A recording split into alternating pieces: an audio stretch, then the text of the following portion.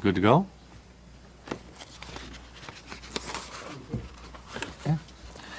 Good afternoon, everybody.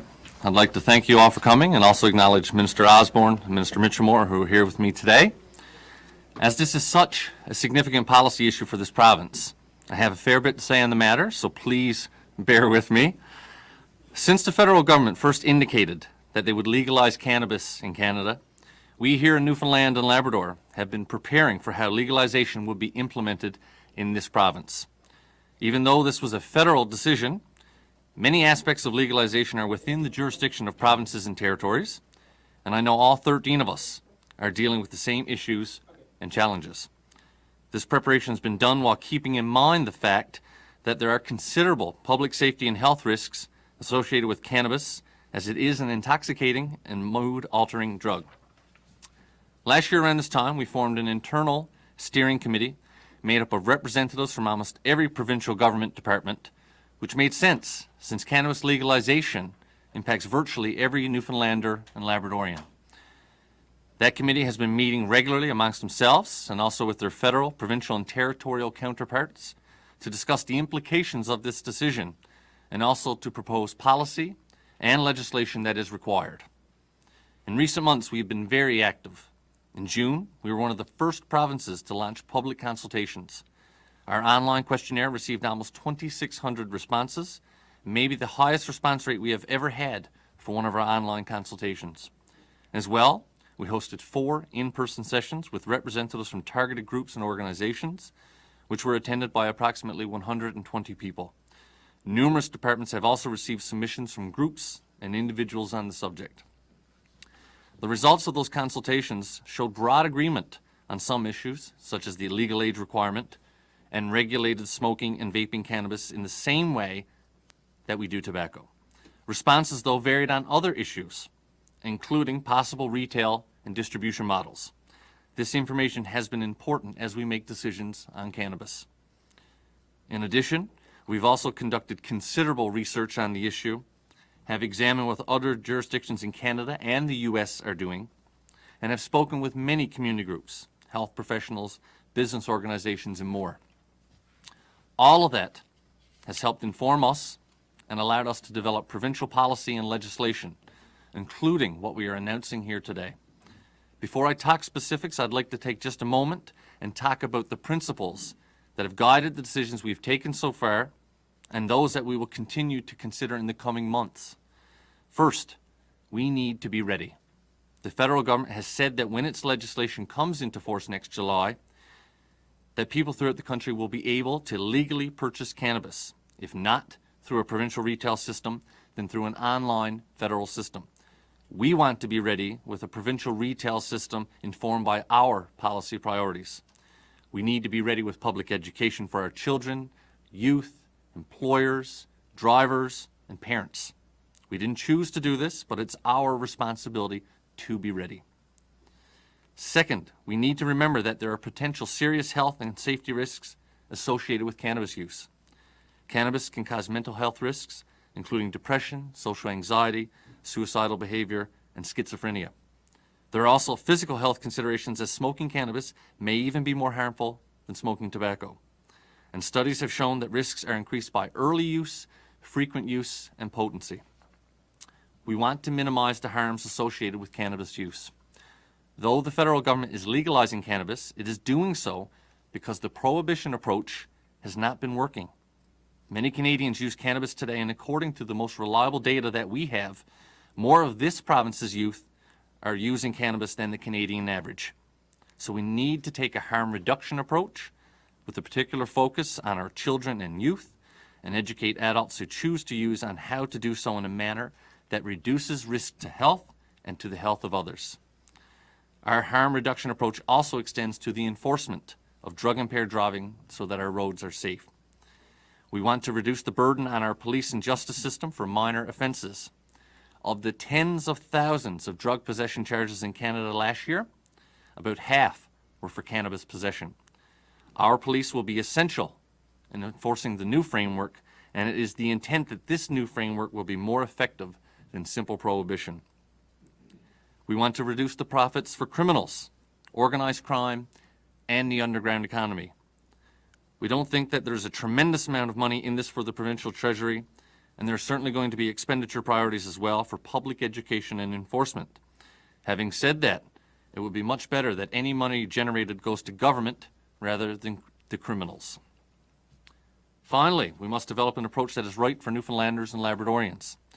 This province has its own unique characteristics and challenges that we continue to take into account as we develop this legislation and policies when it comes to cannabis. Now for some details on the decisions that we are announcing today. First, we are introducing policy and proposed legislation into the House of Assembly dealing with non-medical cannabis used in smoking and vaping forms. We are not considering cannabis in edible format at this point, as the federal government has indicated that it will be legalized at a later date, perhaps in 2019. We have decided that the legal age to purchase and possess cannabis in Newfoundland and Labrador will be 19 years. While the federal government had set the minimum age in the criminal code at 18, it was left to the discretion of the province to raise the limit if it so chose. 19 years is consistent with our Age of Majority Act, which establishes that in the eyes of provincial law, you are an adult at age 19. This is also the age limit for alcohol and the sale of tobacco in our province. Aligning the age of purchase for cannabis with that of alcohol and the sale of tobacco enables consistent enforcement for all products. It also recognizes that cannabis is a serious drug like alcohol. It is not safe for children to use, and that enforcement efforts related to cannabis will be just as stringent as they are for the enforcement of alcohol and tobacco. Regarding acceptable place of use, again, our policy has drawn lessons from the models for both tobacco and alcohol. This means that a person will not be able to smoke or vape cannabis anywhere that they currently cannot smoke or vape tobacco. Added to this will be the same prohibitions as alcohol, such as in public places. This approach received very strong support, 87%, in our public consultations. As cannabis is an intoxicating substance, its use in public should be regulated as we treat the public consumption of alcohol. Taken together, this means that cannabis will be restricted to private residences, not to be used in public, including vehicles, even if not the driver, and not in workplaces. This decision is also based on advice we received from groups such as the Newfoundland and Labrador Medical Association and the Canadian Medical Association.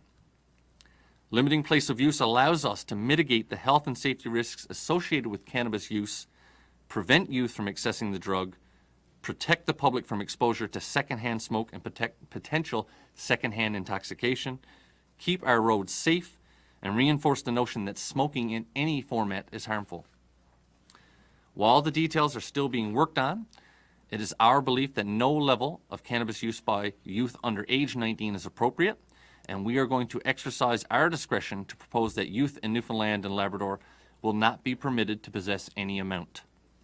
Sanctions for youth possession are still to be determined, but will likely be based on the current alcohol model, which may include police using any combination of seizure, ticketing, or other extrajudicial sanctions.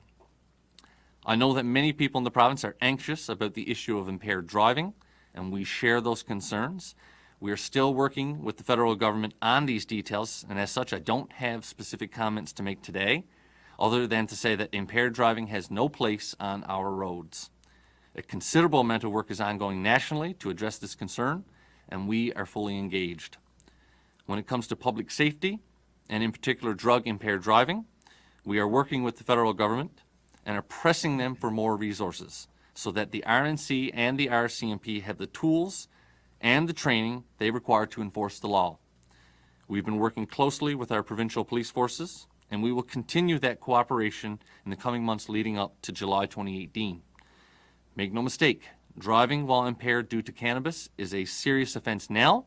It will continue to be a serious offense when legalization occurs, and we will have much more to say about this at a later juncture.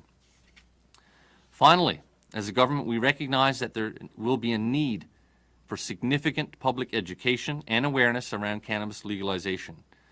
We must ensure that all residents, including children, their parents, employees, employers, are aware of the regulations and laws related to cannabis, and also ensure that they fully understand the risks associated with use.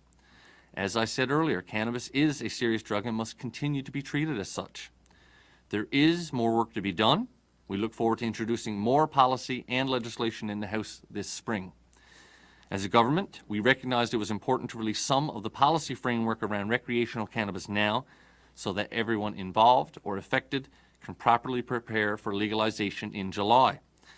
At the end of the day, decisions that we make around cannabis are done with the best interests of Newfoundlanders and Labradorians in mind. It is a very new area of public policy, and we have to take due care and be mindful of the inherent risks associated with cannabis while also balancing the rights of those who choose to use. Before I finish, I would like to thank all those in the public service who have been involved in this file since the federal government first announced its intention to legalize cannabis. As I'm sure everybody here can appreciate, there's been a significant amount of work done, and we're well positioned for the considerable work that has yet to take place. So again, I'd like to thank all those that have been a big part of this. We have a very large steering committee, a lot of public servants, a lot of analysis has been done, so I want to thank those people that have helped us come to these decisions. And on that note, I'd like to thank you and turn it over to Minister Osborne. Thank you, Minister Parsons. Good afternoon, everybody. As the Minister responsible for Newfoundland and Labrador Liquor Corporation, I would like to take a few moments today to discuss Bill 23, an amendment to the Liquor Corporation Act, which will begin second reading in the House of Assembly today. The Liquor Corporation Act regulates the operations of Newfoundland and Labrador Liquor Corporation. The timing of these amendments are important. They will allow us to proceed with the considerable amount of work required to establish a retail and distribution model for cannabis, to ensure that we meet the timeline set by the federal government in making cannabis available for purchase on the terms and conditions best suited for our province. Under the federal government's proposed plan for legalization, they will retain control over the licensing of cannabis production.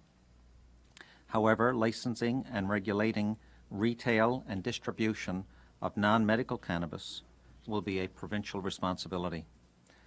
To that end, the changes we are proposing will grant Newfoundland and Labrador Liquor Corporation various authorities for its anticipated roles as regulator, distributor, and online retailer of cannabis.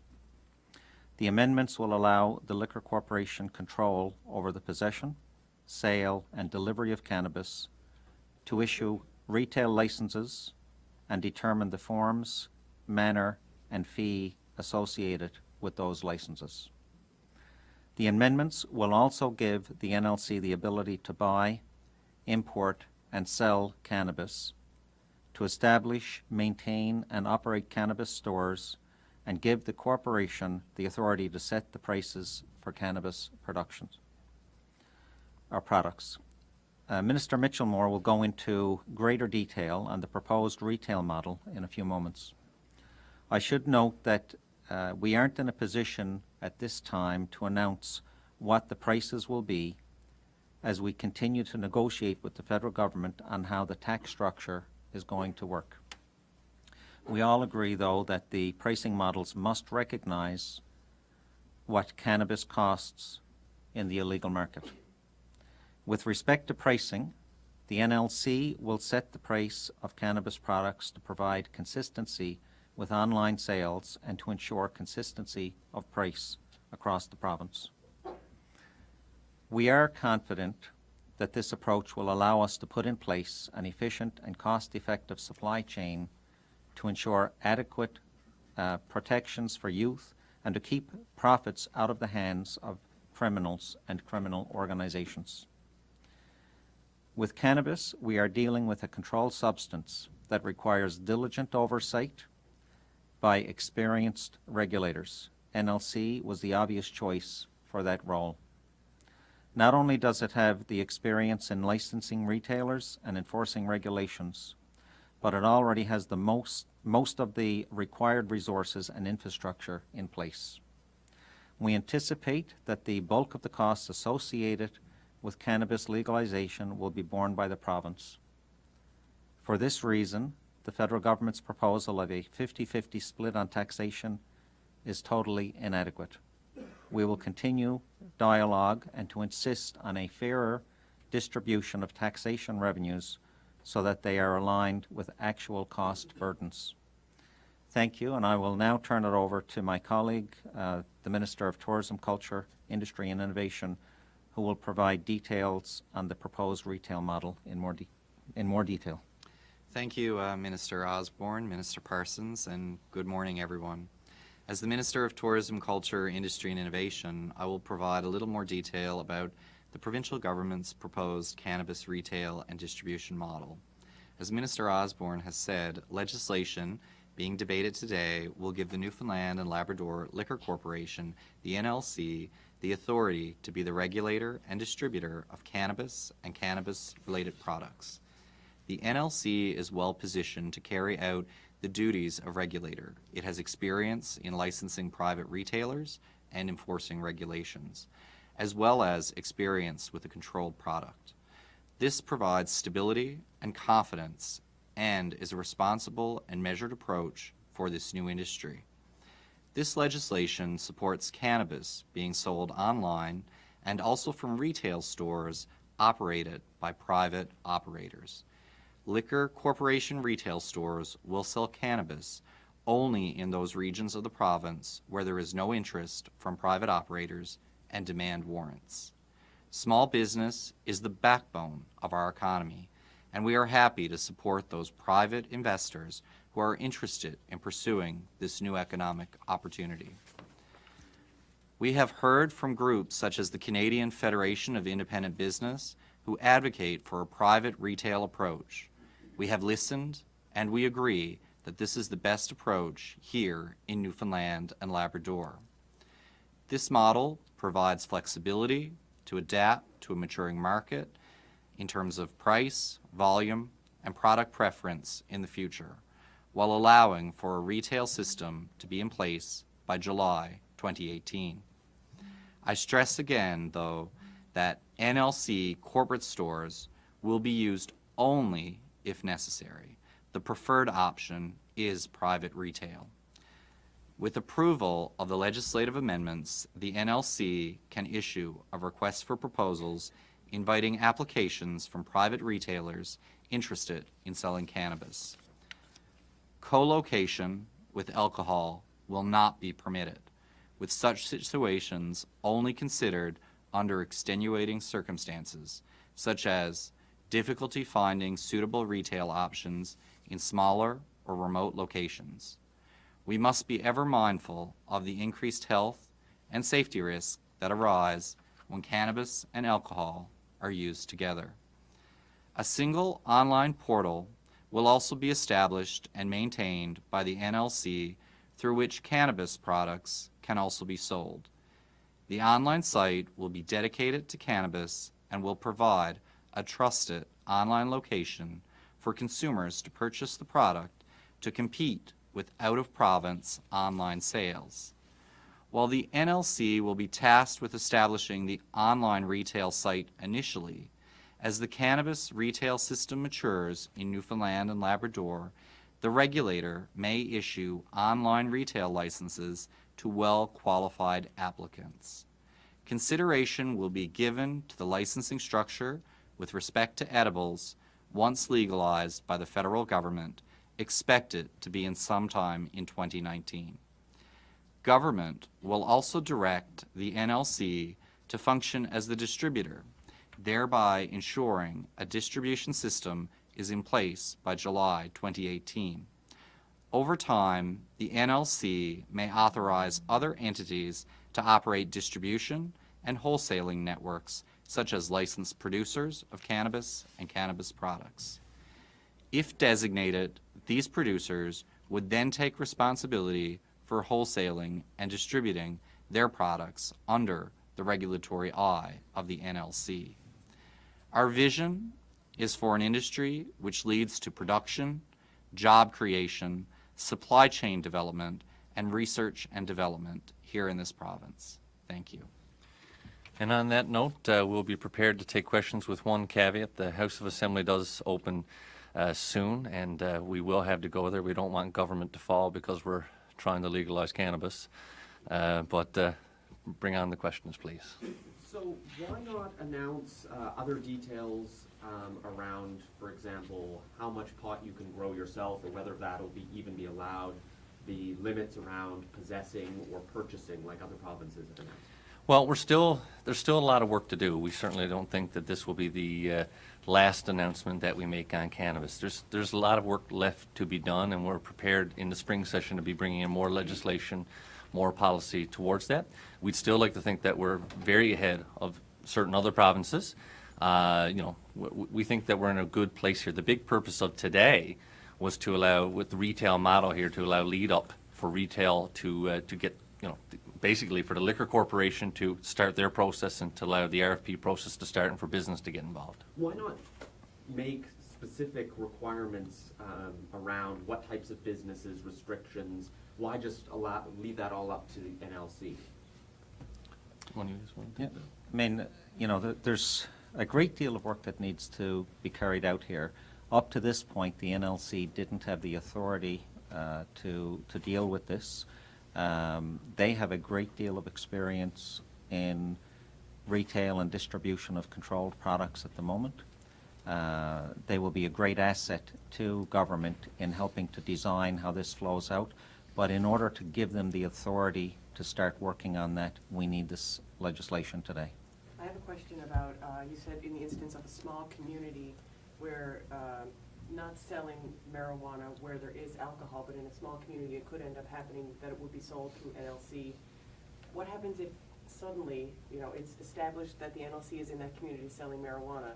Suddenly a retailer comes forward, a small business operator puts an RFP forward, and they're interested in selling marijuana. Will the NLC step aside, give way to the private retailer? Will they pull out of that community if there's a retailer in place? We're going to, and I'll allow Minister Mitchelmore to expand on it as well, but, through the NLC, we are going to take every measure possible to allow private retailers to set up shop and retail cannabis. In extenuating circumstances, if there is no interest by a private retailer and there's demand in a certain area of the province, NLC will take on the role. How will they give way? Will they give way if suddenly there is a small business who's like, oh, okay, I'm ready, Yeah. I've got all my ducks in a row, I want to do this?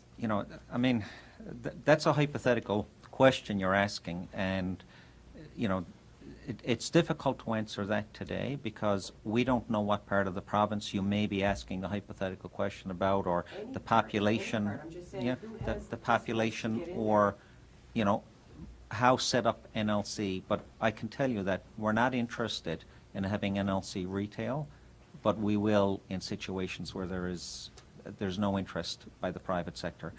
If we've got an NLC shop set up and we've got employees hired, you're getting into a question here where we're really splitting hairs. It's difficult to answer your question But then today. NLC is going to be established and set up, and they're going to have an advantage then.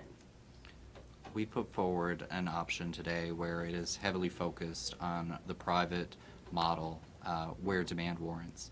If there is demand in an area where the NLC is currently operating, then that they would take on that responsibility only in that circumstance. But if there are private sector opportunities that do arise, we would expect that the NLC would create or allow those opportunities for that product to be sold, because the clear focus is on job creation, supply chain development, and we certainly do see where there would be other R&D that would happen. But there's also the online model that would take place, because we do anticipate that there will be some rural and isolated models where it would probably be far too expensive to set up this separate store, and all of the other costs associated with it. Demand may not warrant, and that's why we've tasked the NLC, who are very experienced with how they issue licenses, that they make sure that they don't oversaturate a particular market, and that's why they have that responsibility to issue their licenses throughout the province. And we invite anyone who is interested when those RFPs go out to read them very clearly and to follow those guidelines. If a municipality decides that they don't want to have pot sold in their community, will those wishes be respected? Well, again, there's a lot of consultation that is left to be done here. That's not something that we certainly anticipate at this time. The federal government has made it quite clear that, there is the legalization here. But, obviously, this is something that, when we talk about every department is involved here, the Minister of Municipal Affairs at some point may hear from M&L or other municipalities that wish to have that conversation. We're always willing to talk to them. But we need to be ready here. This is being legalized. We need to be ready. We have to bring in the structure here to allow for that and to prepare for it. How close are you to securing supply, and how much do we need? Want to jump on that one? Well, the province, the clear focus obviously is which we want to develop an industry here that leads to production and job creation. So supply is certainly important. And initially, throughout the province, there may be a significant uptake in demand where this is a new industry where supply is challenged. But we've been certainly reaching out, and we've had interest as well from a number of production facilities and those who have an interest in getting established here in this province, and we continue to have those discussions, and if we're at a point in which we have a particular agreement, we'll certainly make those details known. There are other provinces that have those agreements now, though, already, and there's anticipation that supply will be an issue across provinces in Canada once legalization happens. We anticipate that we will have sufficient supply here in Newfoundland and Labrador when cannabis becomes legal, and we've been very active on that file, and we encourage operators and those who are in the production of cannabis to reach out to the Department of Tourism, Culture, Industry and Innovation, and also the Department of Finance on this particular matter. At this point in time, though, because this is an important point, I think, you're saying that you're talking about a deal, or you're edging on a deal to lock in that supply, that the supply will be available. You're in discussions with suppliers, but yet you're just now inviting people to reach out to you in terms of you are a potential supplier to talk to the government. And I know there are a lot of folks here who might be interested in becoming a supplier in future. Does this not, if you lock in certain suppliers, that, I mean, there's yet to be any sort of statement on who those people are, if you lock those in now with enough supply to meet our needs, does that not restrict the business environment? Does that not lock out potentially local suppliers? We've already seen where people are looking to set up production facilities here in the province. There's already been reports of this particular process.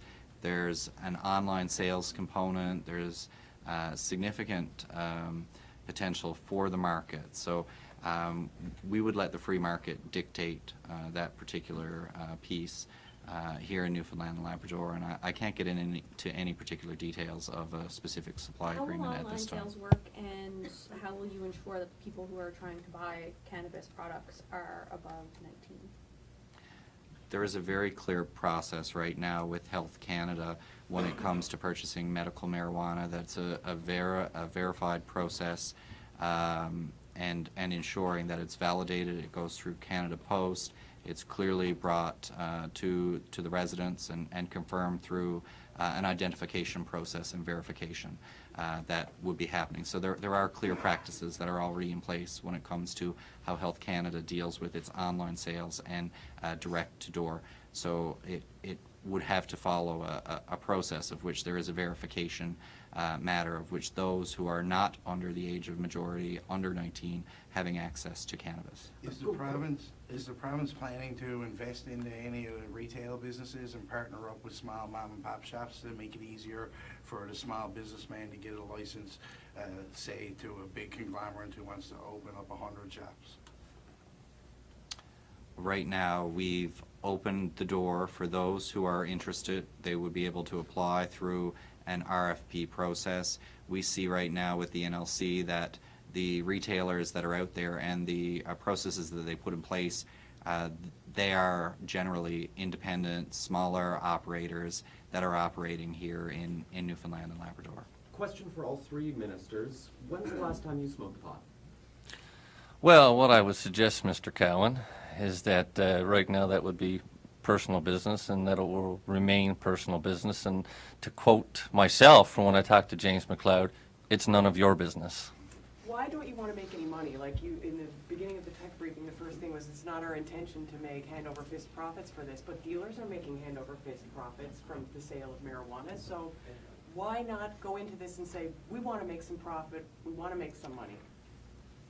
There is a significant cost to regulation, distribution, as well as the Minister of Justice could certainly highlight an education process. There's health costs. There's also justice matters. And if the price of cannabis reaches a certain point, then obviously what will happen is that people will resort to the current criminal market that exists. And the intent of legalizing cannabis is to take those dollars out of hands of the criminals and put them into going through a legalized process. Just to sort of add to that, there is sort of an expectation or a belief that this is a huge cash cow for provincial treasury.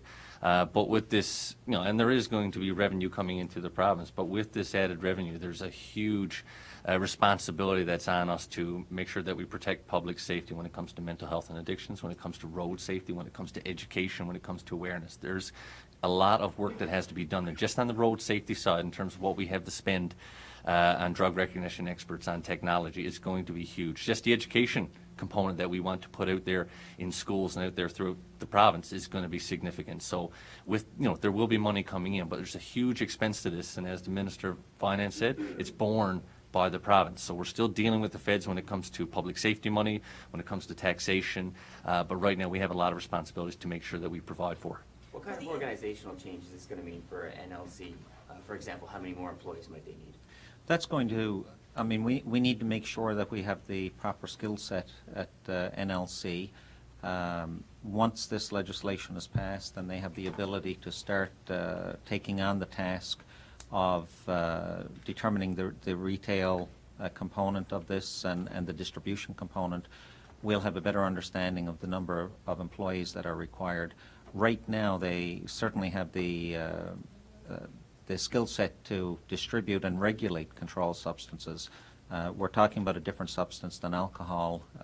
We do need to ensure that the proper skill set is there for that as well. Will the NLC's online shop require the pricing to include some amount for the NLC as retailer, or would it be, I'm thinking, more naturally positioned to potentially undercut those storefront retailers? We need to ensure that the price is competitive with the illegal market. Part of that at this particular point, and part of the reason we're not able to determine a cost, is we're still in negotiation with the federal government and in talks with the federal government over the tax split on cannabis sales. But certainly one would anticipate that NLC would have some level of return on the sale of product. Some municipalities elsewhere in Canada have gotten into taxation and specific to licensing of locations, retail locations. Is it something that you've looked at in terms of whether or not you could potentially restrict municipalities from adding atop their own additions to pricing in that case? There are limits in the Municipalities Act, and the Minister of Municipal Affairs would be the best spokesperson for this particular matter, but there are limits to what types of taxation that a municipality can intervene on here in Newfoundland and Labrador, and the Municipalities Act is certainly something that is currently under review. Do you have any projections for what kind of revenue this could generate for the province? We do, but at this particular stage, we're dealing in a substance right now, or a product that's sold on the illegal market. So we have no way of knowing for sure what the accurate amount of sales or the accurate amount of revenue is. Having said that, the Department of Finance officials have estimated that the revenue will be somewhere between 28 and 41 million. Out of that amount will come the health, law enforcement, and social responsibility costs to government. We're not anticipating a huge revenue for government after those costs are taken into account. But at this stage, without having a firm idea of what the sales will be, that's the best estimate. Per year? Per year, yes. And with those costs associated with enforcement and safety and things along those lines, would that be upfront costs for the first year, and would you see those costs decline down the road? Well, there's a number of ways to look at that. That hasn't been nailed down yet. We haven't figured out what the federal investment on this is going to be. At the federal provincial territorial meeting in Vancouver, we brought it up with the public safety minister. They've allotted, I'm not sure how many $100 million, and we're saying that's not sufficient. We need to know what that investment's going to be. A lot of it will be upfront cost, just the investment that we had to make into testing, we had to make into training of our officers. When you look at the education and awareness, I think that there's going to be a lot starting off, but that has to be maintained. One thing that certainly will not go away is the health and safety, the health and mental health side of this. We have to make sure that we, invest in that and continue to invest in that. So that's not something that's going to go away or be an upfront cost. What's that education campaign gonna look like? Still being worked on. The feds have said that they will have some work to do on this. And this is one of the things that's been discussed throughout government. I'd like to think that we're going to get into the schools, obviously, before July. But that's where we need to get. We need to get to our youth. But it's going to be multifaceted. A large part of this is going to be employer and employee. We need to get out to adults. There's going to be an online component, a print component, you name it. So those details are still being worked out. But the thing that I keep coming back to, having been very involved in this for the last number of months, is that this is one of the biggest public policy shifts in our country in decades. So the fact is that, we're not going to answer all the questions today. There's going to be more decisions coming. This is something that there's still a huge learning curve to, so that education has to be ongoing. We're even going to learn. Every province is going to learn as we proceed through this. So we have to do our best to make sure that we get the information out to people in this province to realize the changes that are happening. When do you anticipate the legislation coming down when it comes to impaired driving? Because there's really no way to tell how impaired someone is right now. Well, obviously, there's a federal component to this as it relates to the criminal code. It's not something that we deal with. The feds will deal with that. I'll be meeting with the federal minister in the very near future to discuss this. As it relates to any provincial legislation, that will be in the spring session. So we know that'll be sometime between March and basically end of May, early June. So, like I said, there's still a lot of work to be done.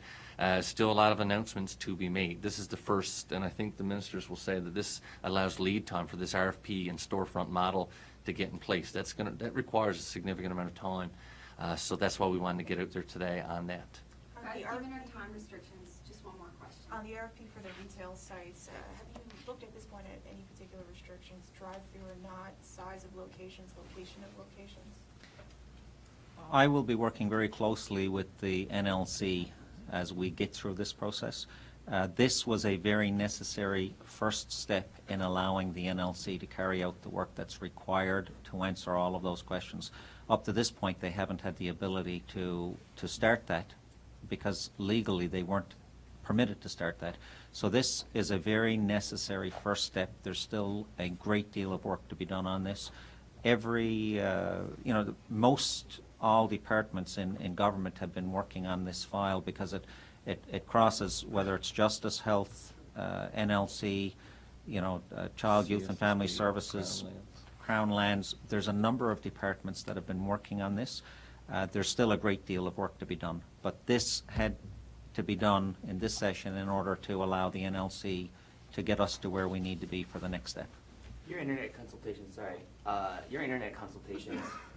showed that people wanted something like this, a private retail model, but your stakeholder engagement sessions showed a preference perhaps for what New Brunswick and Ontario are doing and having the NLC retail entirely. Why did you opt for one model over the other?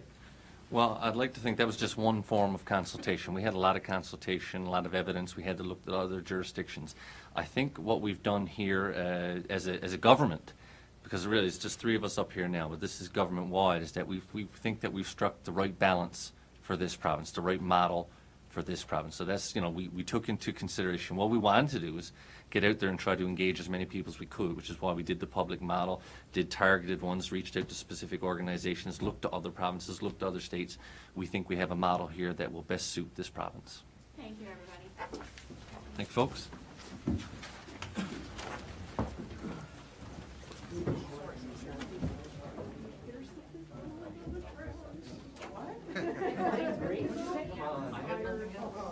Where?